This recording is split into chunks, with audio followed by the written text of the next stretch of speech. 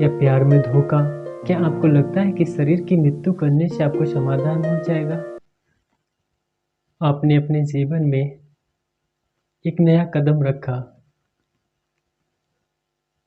एक नए साल में एक नया कदम रखा, और हो सकता है कि इस साल में आपने कुछ अच्छे निर्णय लिए होंगे। हर साल में हम लोग ये करते आ रहे हैं और अच्छा करते भी हैं। अपने बच्चों के प्रति, अपने माता पिता के प्रति, भाई बहन के प्रति, परिवार के प्रति, दोस्तों के प्रति, अपने सगे संबंधियों के प्रति भी, जहाँ पे हम काम करते हैं वहाँ पर भी हम लोग अच्छा करने की कोशिश करते हैं। और जो पहला दिन होता है नए साल का, उसमें हमारा मन बहुत ही प्रसन्न होता है। हमारे एक व्यक्ति को बड़ा खुशी मन से देखते हैं। ऐसा क्यों होता है? क्योंकि पूरे विश्व में उस दिन सबके मन में मैत्री का भाव सा रहता है। लेकिन अलग अलग परंपराएं होने से, अलग अलग कल्चर होने से अलग अलग तरीके से लोग मनाते हैं। मनाने का कुछ भी अलग हो, कल्चर अलग हो सकता है, लेकिन उद्देश्य एक ही है, क्या? खुशी। और इस दिन बहुत से लोग एक नया निर्णय लेते हैं और उस निर्णय पे कायम भी हो जाते हैं। आपने भी कोई अपने जीवन में एक अच्छा निर्णय लिया होगा, कुछ अच्छा कार्य करने का, अपनों के प्रति, अपने आप के प्रति, अपने समाज के प्रति। और हर व्यक्ति सबसे पहले तो अपने बारे में ही सोचता है, तो आपने अपने बारे में ही पहले सोचा होगा। बिल्कुल सोचना ही चाहिए। जो व्यक्ति अपने बारे में नहीं सोचता वह दूसरों के बारे में क्या सोच सकता है? इसलिए भगवान बुद्ध ने कहा कि स्वार्थी बनो, सही स्वार्थी बनो, लेकिन पता होना चाहिए किस प्रकार का स्वार्थी होना हमारे लिए सुख का कारण बनता है। एक तो भाई स्वार्थी होता है, एक उदाहरण से समझे कि एक व्यक्ति के पास घर है, पैसा है, धन है, दौलत है, काम है, मान है, मर्यादा है, अच्छा पद है, और वह व्यक्ति ये सारी चीज होते हुए भी वह सब लोगों को अपने जैसा समान नहीं समझता, अपनों से नीच समझता है। ये स्वार्थपन नहीं हुआ। इस स्वार्थपन में आपके मन में हीन भावना उत्पन्न हुई। मैं ये स्वार्थपन जो बात कर रहा हूँ, धन, पैसा, नौकरी, पढ़ाई के बारे में नहीं। मैं ये स्वार्थ बात कर रहा हूँ मन के बारे में। क्योंकि आप लोगों ने पिछले वीडियो में भी सुना कि जो धन है, उस धन से हमारी सुविधाएं आ रही हैं।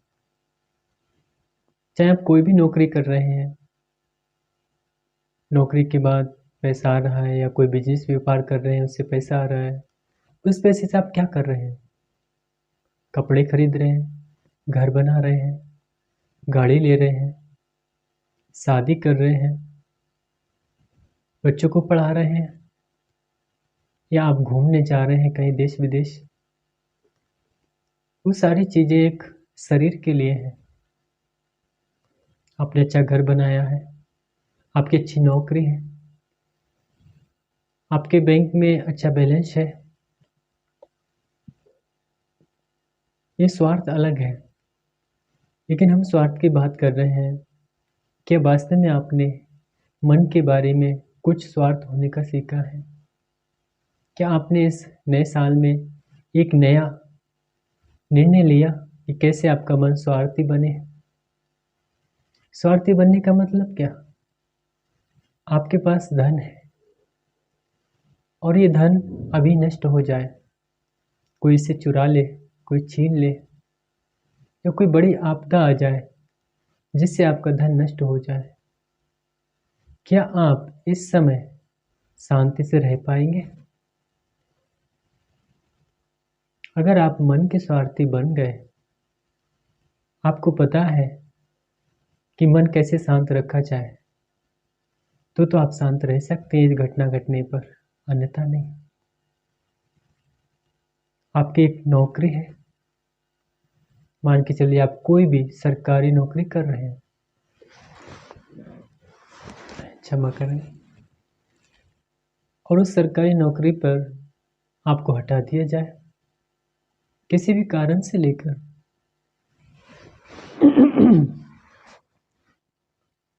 क्या आप वास्तव में जैसा अभी जीवन जी रहे हैं वैसा जी पाएंगे? नहीं, मुझे नहीं लगता। या आपकी बीवी है, आपकी बीवी आपको भी छोड़ के चली जाए, क्या आप अभी शांत वाला जीवन जी रहे हैं, जी पाएंगे? नहीं। आपके बच्चे हैं, इनको कुछ हो जाए, क्या आप सुखी से रह पाएंगे? क्या आप सुखी से रह पाएंगे? मुझे नहीं लगता कि आप रह पाएंगे। बिल्कुल रह पाएंगे।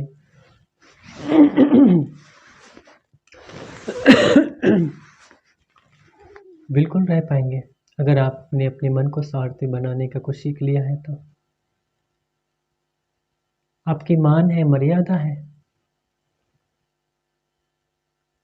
उस पे कोई अगर गलत बोलता है, क्या आपका मन शांत रह पाता है? मैं उस स्वार्थपन की बात कर रहा हूँ, उस सुख की बात कर रहा हूँ। क्या वास्तव में है आपके पास ऐसा कोई निर्णय? मान के चले कि आपका फ़ोन है और आप ट्रेन में कहीं सफ़र कर रहे हैं या बस में, और आपका फ़ोन कोई ट्रेन से या बस से छीन ले। जैसे होता है ना, नॉर्मली लोग जाते हैं तो ट्रेन से फ़ोन छीन हाथ डाल के निकाल लेते हैं। ऐसे कई केस भी देखे हैं, आपने देखा फेसबुक पे ऐसी वीडियो भी आई हैं। क्या आप इस समय शांत रह पाएंगे? नहीं रह पाएंगे, बिल्कुल नहीं रह पाएंगे। यहाँ तक कि आपके मोबाइल का रिचार्ज ख़त्म हो जाए तो आप व्याकुल हो जाएंगे, कैसे मैं जल्दी से जल्दी रिचार्ज करा लूँ।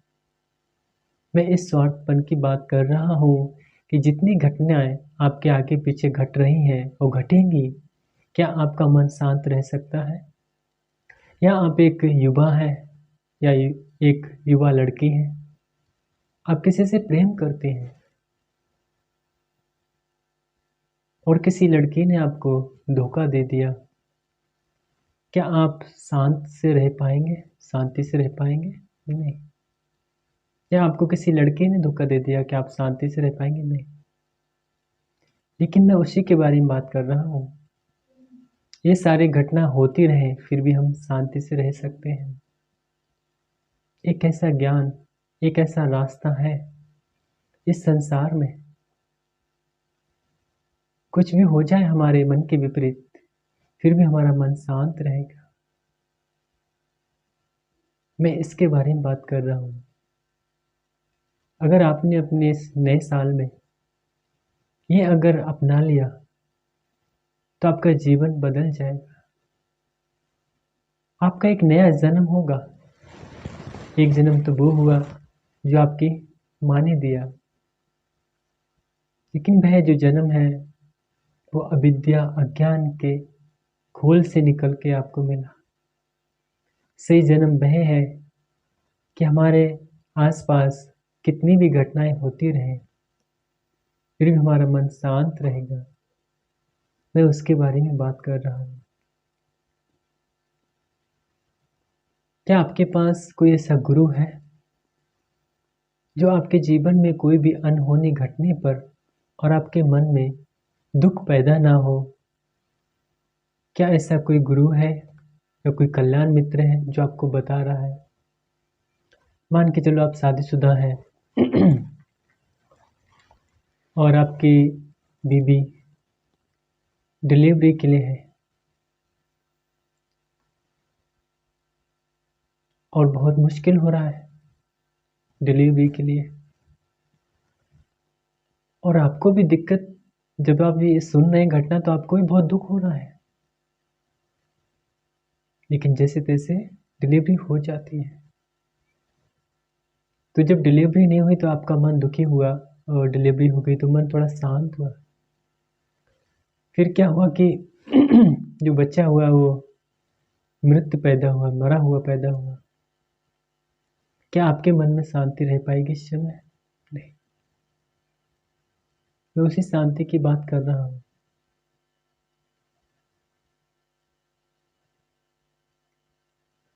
आपको भूख लगी, और मान के चलिए कि आप कोई समय सीमा है आपकी जिस समय आप भोजन खाते हैं, भोजन करते हैं, और उस समय आपका परिवार में जो भी है, पत्नी है, भाई बहन, माँ है, उस समय आपको तैयार रखते हैं। और आपके मन की ये आदत है, आपकी आदत है कि उतने समय खाएंगे, लेकिन उस समय भोजन क्या हुआ कि समाप्त हो गया, और आपने हाथ धोकर खाना मांगा, आवाज़ आती है खाना खत्म हो गया, अभी बना रहे। क्या इस पॉइंट पे आप शांत रह पाएंगे? नहीं। आपका पड़ोसी आपके घर आ रहा है और बोल रहा है कि जो एक व्यक्ति था वो आपके लिए गाली दे रहा था।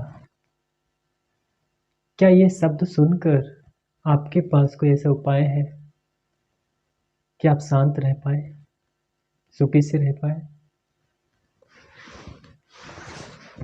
मुझे नहीं लगता।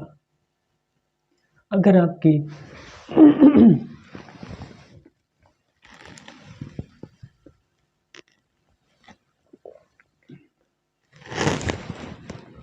अगर आपकी खुशी पैसे में है, धन में है, जमीन जायदाद में है, गाड़ी बंगले में है, बीवी में है, पति में है, पत्नी में है, प्रेमी प्रेमिका में है, बीवी बच्चों में है, तो नहीं आप रह पाएंगे। मैं ये नहीं कहता ये सारी चीज़ें छोड़ देनी चाहिए, बिल्कुल नहीं। भगवान बुद्ध का रास्ता ये नहीं है। चीज़ों को छोड़ने के लिए नहीं है, चीज़ों को समझने के लिए है। बहुत से लोग आपको बताते होंगे कि कुछ त्याग करना पड़ेगा। जो कुछ का त्याग करने के लिए है, उन कुछ चीज़ों को समझना चाहिए। त्याग की जरूरत नहीं है। त्याग तो उन लोगों के लिए है जो दूसरों के लिए कुछ करना चाहते हैं। जैसे कि हमारे भारत में और पूरे विश्व में कुछ सोसाइटियां हैं, कुछ फाउंडेशन है, कुछ समितियां हैं, कुछ कमेटियां हैं।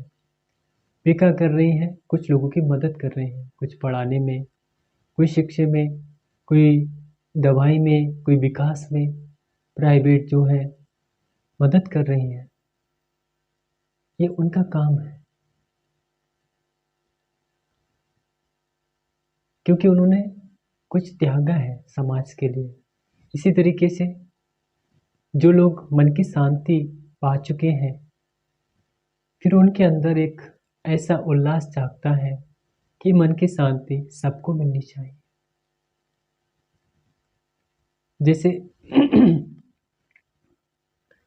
कहीं पे कुछ दान हो रहा हो, तो जिस व्यक्ति को दान मिल जाता है तो वह दूसरे से आके कहता है कि आप भी चाहिए, वहाँ पे दान हो रहा है, वहाँ पे खाना बट रहा है, कपड़े बट रहे हैं। ठीक इसी प्रकार जिस व्यक्ति ने मन की शांति पा ली, वह व्यक्ति घर बार छोड़ के लोगों की शांति के लिए सहायक बनता है।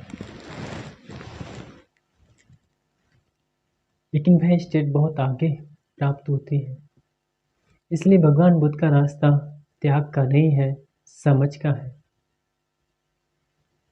नहीं तो आपने घर बार त्याग दिया मन की शांति के लिए, लेकिन मन में आपके फिर भी वो विचार चल रहे हैं।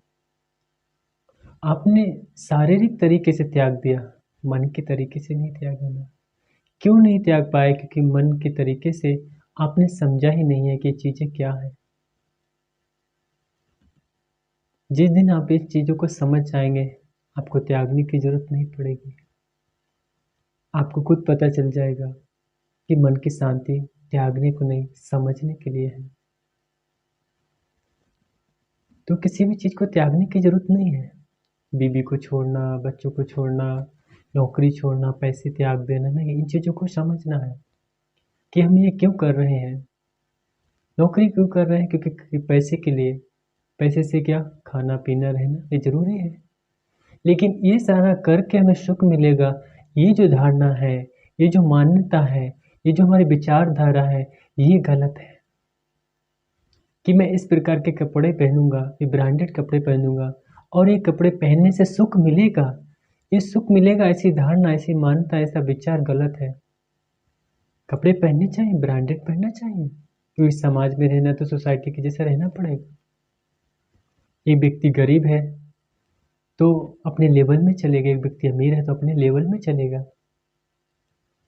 घर में रहना है क्योंकि घर के लिए शरीर की रक्षा करना है, लेकिन ऐसा मार्बल वाले घर में ही सोकर सुख मिलेगा ऐसा नहीं है। नहीं, घर बनवाना चाहिए, मार्बल का हो, अच्छा से अच्छा घर हो, वेल फर्नीचर हो, एसी हो, सर्दी है तो हीटर होना चाहिए, बिल्कुल सारी चीज़ होना चाहिए, एलसीडी होना चाहिए, लग्जरी बेड होना चाहिए। लेकिन उन एलसीडी को देख के या लग्जरी बेड पे सोकर सुख मिलेगा, ये धारणा, ये विचार, ये मान्यता, ये गलत है। ये गलत जानकारी दी गई है। किसने दी है? तो इस संसार में दो धर्म है, एक है बुद्ध धर्म और एक है मार धर्म। ये मार धर्म ने आपको जानकारी दी है क्या, कि ऐसी चीज़ें खाने से, ऐसे ऐसे बिस्तर पे सोने से, ऐसे लोगों के साथ में रहने से सुख मिलेगा। ये बुद्ध धर्म नहीं, ये मार धर्म है। इस संसार में केवल दो ही धर्म रहते हैं, बुद्ध धर्म और मार धर्म। आपका जो सुख है वो मार धर्म के अनुसार है, बुद्ध धर्म के अनुसार नहीं। मार धर्म के अनुसार मतलब आप जो चीज़ चाहते हैं वह आपको मिल जाए और आप सुखी होते हैं, वे मार धर्म है। बुद्ध धर्म मतलब आपको जो चीज़ चाहिए वो मिल भी जाए और ना भी मिले, वो बुद्ध धर्म है। आपका मन शांत है। हम लोग जो खाने से, पीने से, पहनने से, ओढ़ने से, घूमने से जो सुख ढूंढ रहे हैं वह मार धर्म के अधीन है। और ये सारी चीज़ें मिले या ना मिले, ये बुद्ध धर्म के अधीन है। इसलिए किसी भी चीज़ को छोड़ने की जरूरत नहीं है, चीज़ों को समझने की जरूरत है। और जब आप चीज़ें समझने लगेंगे तो आपको सच्चाई पता ही चल जाएगी कि कैसे हमारा मन दुखी हो रहा है और कैसे हम इस मन को दुख से बचा सकते हैं। खाना है, पीना है, पहनना है, कमाना है, सारा कुछ करना है, लेकिन आपके अंदर जब दुख जागता है उस समय आप क्या करते हैं? बहुत से लोग क्या करते हैं, जब बड़ा दुख आता है तो आत्महत्या कर लेते हैं। और आप क्या सोचते हैं कि आत्महत्या करने से मेरा समाधान हो जाएगा? बिल्कुल नहीं। आप किसकी हत्या कर रहे हैं? थोड़ा सोच के देखिए। आप इस भौतिक शरीर की हत्या कर रहे हैं। ये जो भौतिक शरीर बना हुआ है ये इसकी, लेकिन विचार किस में आया? मन में आया। विचार मन में आप हत्या कर रहे हैं शरीर की। समझना चाहिए, शरीर और मन दोनों अलग चीजें हैं, एक नहीं है। जैसे मैंने हाथ ऊपर किया, हाथ कब ऊपर किया? पहले मन में विचार आया। हाथ नीचे किया, कब किया? पहले मन में विचार आया, तब ये हाथ हुआ। ये शरीर की क्रिया है, लेकिन मन में विचार आया, ये मन की क्रिया है। आपने हत्या कर ली, किसकी की? शरीर की। ठीक है, हत्या करनी चाहिए, जरूर करनी चाहिए। भगवान बुद्ध ने हत्या की, उनके जो भिक्षु संघ थे उन्होंने हत्या की। क्या आप भी हत्या करना चाहते हैं? लेकिन किसकी? मन की हत्या कीजिए आप, इस शरीर की नहीं। आप इस शरीर की हत्या करेंगे, ये मन किसी और दूसरे शरीर में जाके लग जाएगा और वहां पे आप दुखी होने लगेंगे। ठीक है, दिक्कतें आती हैं, बहुत सी प्रॉब्लम होगी आपके पास, बीवी की प्रॉब्लम हो सकती है, पति की प्रॉब्लम हो सकती है, पत्नी की हो सकती है, प्रेमी की, प्रेमिका की, भाई बहनों की, कमाई धंधे की, किसी अन्य व्यक्ति, कोई अन्य व्यक्ति सता रहा है उसकी, या प्यार में धोखा, इसकी हो सकती है। घटनाएं बहुत सारी हैं संसार में, लेकिन घटना क्या है, बाहर घट रही है। मन में विचार आ रहा है, मृत्यु आप शरीर की कर रहे हैं। क्या आपको लगता है कि शरीर की मृत्यु करने से आपको समाधान हो जाएगा? कभी भी नहीं। आप मन की हत्या कीजिए, देखेंगे आपने सही हत्या की। अगर आपने शरीर की हत्या की, आपने अन्याय किया। अगर आपने मन की हत्या की, आपने न्याय किया। आप अपने मन की हत्या कीजिए, मन को सुधारिए, मन को मारिए। कैसे मारेंगे मन को? क्या है मारने का रास्ता? किसी मंदिर में जाएंगे, मस्जिद में जाएंगे, किसी बुद्ध विहार में जाएंगे, किसी गुरु की शरण जाएंगे, वह कुछ ऐसा बता देगा, हम मन को मार लेंगे। ठीक है, हो सकता है ये चीज़ मंदिर में मिल जाए, कोई ऐसा गुरु मंदिर में बैठा हो सकता है, मस्जिद में हो सकता है, गुरुद्वारे में, चर्च में, बुद्ध विहार में हो सकता है। गाइडलाइन की ज़रूरत है हमें, क्योंकि हमें नहीं पता कैसे हम मन को मारें। लेकिन कैसे आप जानेंगे कि जो व्यक्ति आपको बता रहा है, जो आपका गुरु होगा, जिससे आप पूछने जा रहे हैं कि भाई हमारे मन को मारने के लिए कुछ बता सकता है कि नहीं, कैसे जानेंगे? आप जान सकते हैं, एक उपाय है। क्या उस व्यक्ति ने अपने मन को मारा? अगर उस व्यक्ति ने अपने मन को मारा, ठीक उसे रास्ता पता है, वो आपके मन को भी मारने का रास्ता बता सकता है। वह कौन है जिसने अपने मन को मारा? वे हैं अरहंत सम्यक संबुद्ध, जिन्होंने अपने मन को मारा। बोध गया के नीचे, बोधि वृक्ष के नीचे उन्होंने अपने मन को मार डाला। ऐसा मारा कि उसे कोई जीवित नहीं कर सकता। क्या आप भी अपने मन को मारना चाहते हैं? आपको तो पता है ना, बुद्ध बनने से पहले वे एक राजकुमार थे, राजा के बेटे थे, राजा बनने वाले थे। और जो राजा होता है उसका धन पैसे की, किसी चीज़ की कोई कमी होती है? खाने की, पीने की, रहने की। अधिकतर तो लोग समझते हैं कि जो सन्यासी बनते हैं उनके पास खाना पीना, रहना या बीमारी, कुछ काम करना नहीं जानते, या ज़्यादा अनपढ़ है, या उनसे कुछ काम नहीं होता, या ज़्यादा बुजुर्ग हो गए, या बीमारी है, या सरकार की वजह से वगैरह वगैरह, उससे सन्यासी बनते हैं। थोड़ा हम सोचे भगवान बुद्ध के बारे में। क्या बुद्ध बनने से पहले ऐसा था? कुछ नहीं। ठीक है, ये समाज की गलत धारणा है, क्योंकि समाज को नहीं पता है कि सही रास्ता क्या है। क्योंकि सही रास्ते में बहुत सारे कांटे आ गए हैं, वो कांटे चुभते हैं। जैसे हम रास्ते पर चलते तो कांटे चुभते हैं, तो हम क्या करते हैं, रास्ते को बदल देते हैं। ठीक है, ये आप भी समझते हैं, हम भी समझे। अपने जीवन में 7 साल का अनुभव लिया, लेकिन आखिर में रास्ता मिल ही गया। राजकुमार के पास किसी भी चीज़ की कमी नहीं थी। पिता ने 3 महल बनवाए, सर्दी का, गर्मी का, वर्षा का। सर्दी का मतलब कि उस महल में रहते थे, जब सर्दी आती थी तो उनको महसूस नहीं होती थी कि सर्दी है। गर्मी का, उसमें रहते थे, गर्मी महसूस नहीं होती, बरसात महसूस नहीं होती उस समय में। आज तो आर्टिफिशियल सारी चीज़ें हैं। उस समय में खाने पीने की, रहने की कोई असुविधा नहीं, लेकिन थी, वो क्या थी? मन की शांति, मुक्ति। उन्होंने अपने मन को मारा, लेकिन आप शरीर को मार रहे हैं। कैसे आपका निराकरण होगा? कैसे भी नहीं हो सकता। थोड़ा आप सोचिए, जिन लोगों ने आत्महत्या की, क्या उनका निराकरण हो गया?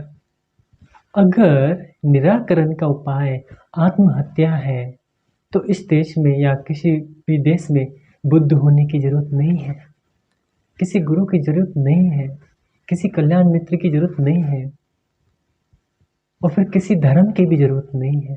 क्योंकि लोगों को पता है परेशान हो जाओ, दुखी हो जाओ तो आत्महत्या कर लो, वही समाधान है।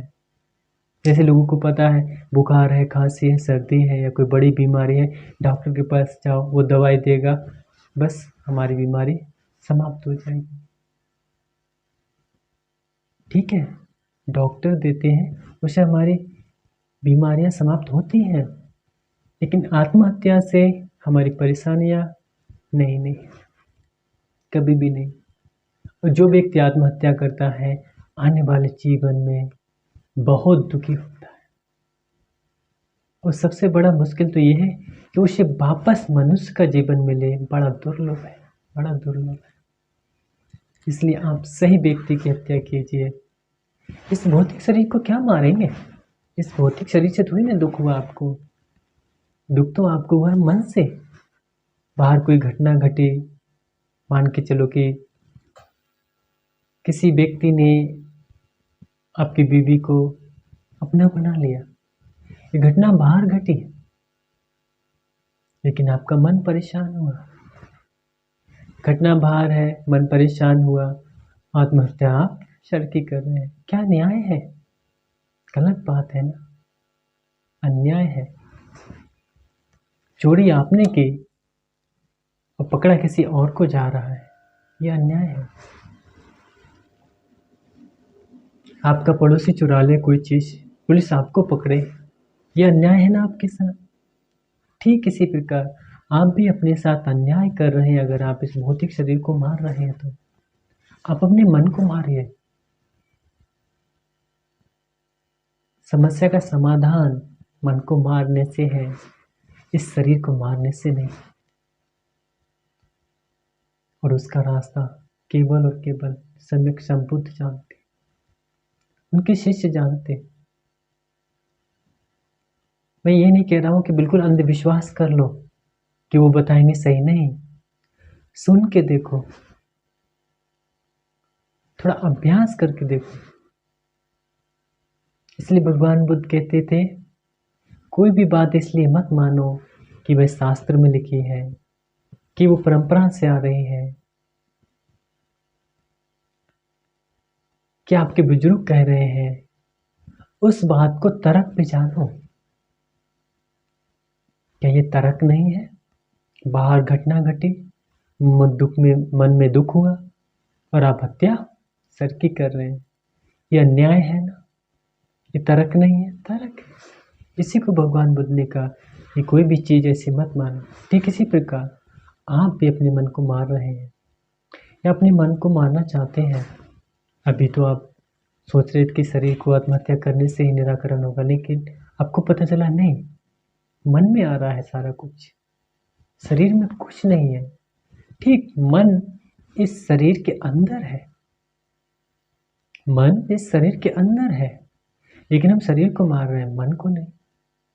मन को मारने के लिए आपको एक रास्ता चाहिए। उस रास्ते के लिए आपको एक कल्याण मित्र चाहिए जो आपको बता सके।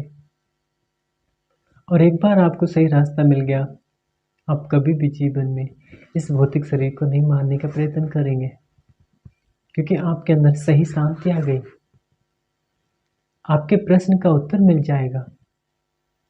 और उसी का ही नहीं, आपने अपने जीवन में जितनी भी कठिनाई सही, उन सब का उत्तर मिल जाएगा।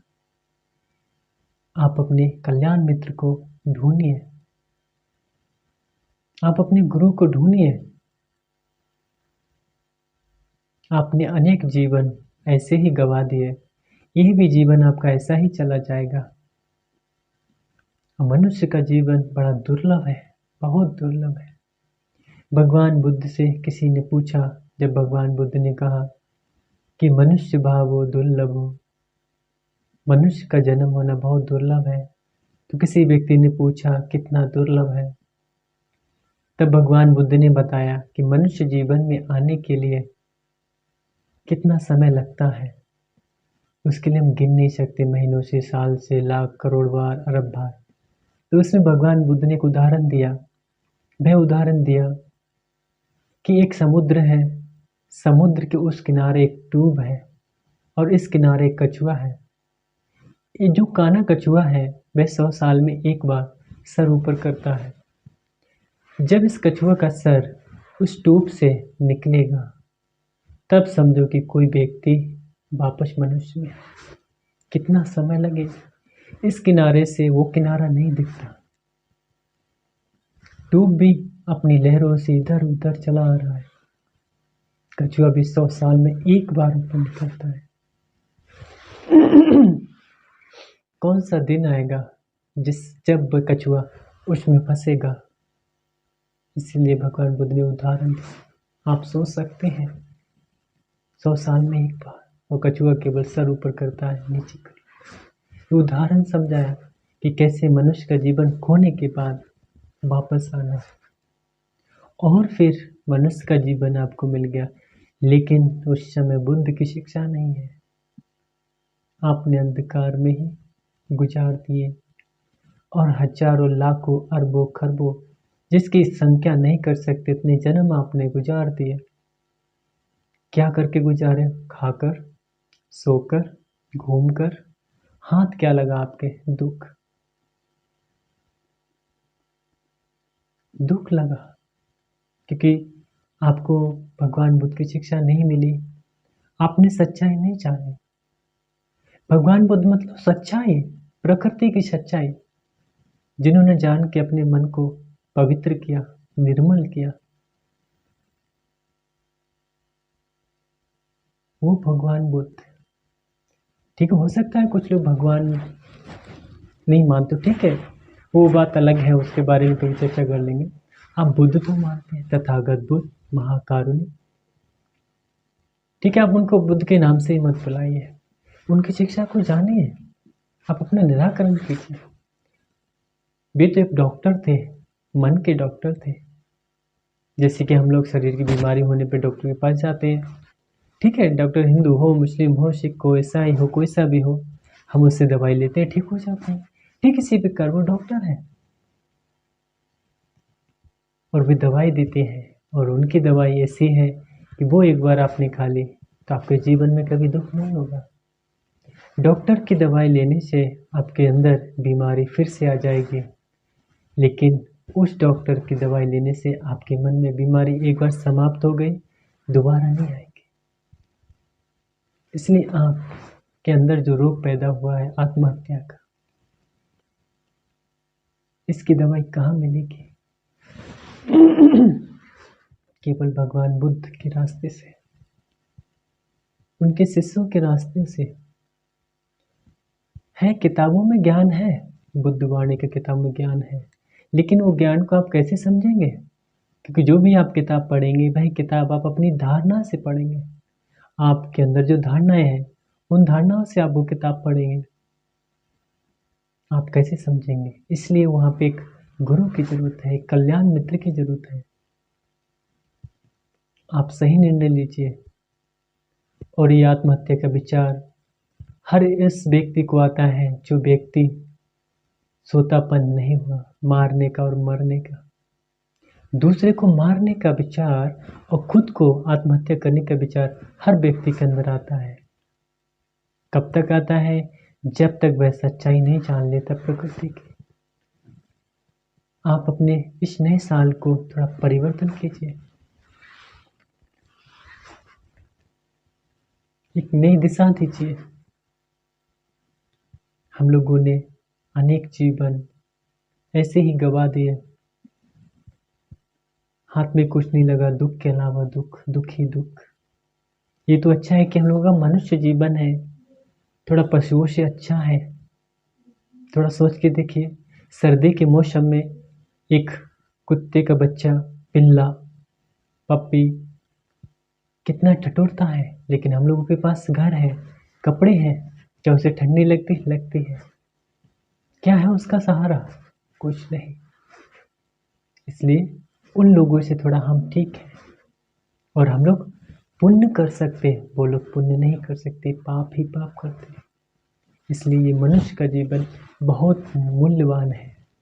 मूल्यवान है मतलब क्या कि मनुष्य का जीवन बहुत मनुष्य की त्वचा बहुत सुंदर है इसलिए? नहीं नहीं।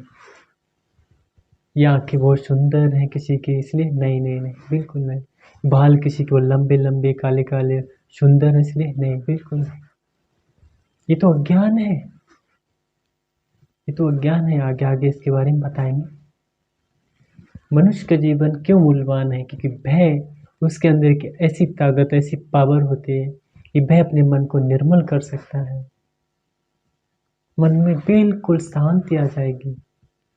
कितनी भी घटना घटे, लोग गाली दें, निंदा करें, चुगली करें, यहाँ तक कि धन भी छीन लें, यहाँ तक कि बीवी बच्चे भी छीन लें, फिर भी आपके मन में दुख नहीं होगा।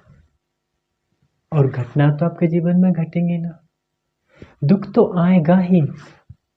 आप चाहे किसान हो, एक पुलिस वाले हो, आर्मी हो, टीचर हो, देश के प्रधानमंत्री क्यों ना हो, जीवन में दुख तो आएगा ही। क्यों आएगा? क्योंकि हमने जन्म जन्म में लोगों को दुख भी दिया है, तो दुख आ रहा है, सुख भी दिया है, सुख आ रहा है। इन घटनाओं को हम नहीं वापस कर सकते।